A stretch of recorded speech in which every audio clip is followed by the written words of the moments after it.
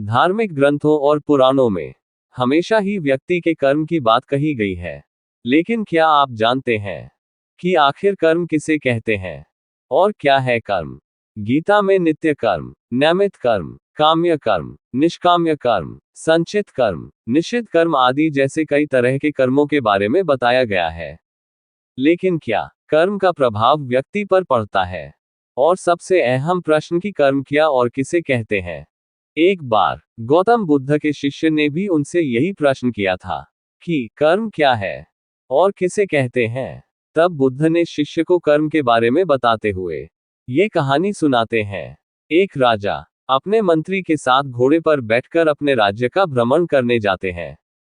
राज्य भ्रमण के दौरान राजा की नजर एक दुकानदार पर पड़ती है और वह दुकान के पास रुक जाते हैं और दुकानदार को देख मंत्री से कहते हैं कि क्यों मुझे ऐसा लग रहा है कि इस दुकानदार को मैं कल ही फांसी की सजा सुना दूं। पता नहीं क्यों इसे देख मुझे इसे मृत्युदंड देने की इच्छा हो रही है।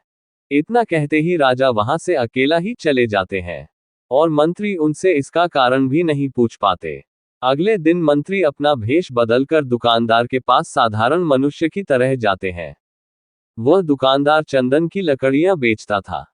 मंत्री दुकानदार से इधर उधर की बात कर उससे काम और हाल चाल पूछते हैं। दुकानदार कहता है, क्या बताऊं भाई, मेरा हाल बहुत बुरा चल रहा है। लोग मेरी दुकान पर आते हैं, मेरी चंदन की लकड़ियों को सूंघते हैं, प्रशंसा भी बहुत करते हैं, लेकिन खरीदता कोई नहीं है। मैं बस इसी इंतजार में हूं कि कब हमारे राजा की मृत्यु हो जाए और उनके अंतिम संस्कार के लिए मेरे दुकान से ढेर सारी चंदन की लकड़ियां बिक जाए। दुकानदार से इतना सुनते ही मंत्री को सारी बातें समझ में आने लगी। वह समझ गए कि आखिर क्यों राजा के मन में इस दुकानदार के प्रति नकारात्मक विचार थे। मंत्री ने दुकानदार की बात सुन उससे थोड़ी चंदन की लकड़ियां खरीद ली। लकड़ियों की बिक्री से दुकानदार भी खुश हो गया और तुरंत मंत्री को लकड़ियां दे दी।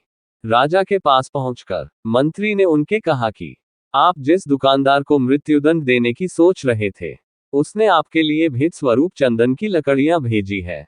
ये सुनते ही राजा खुश हो गए और सोचने लगे कि बेवजह में उस बेचारे दुकानदार के बारे में बुरा सोच रहा था। राजा ने मंत्री से चंदन की लकड़ियां लेकर सूंघी, जिससे बहुत ही अच्छी सुगंध आ रही थी।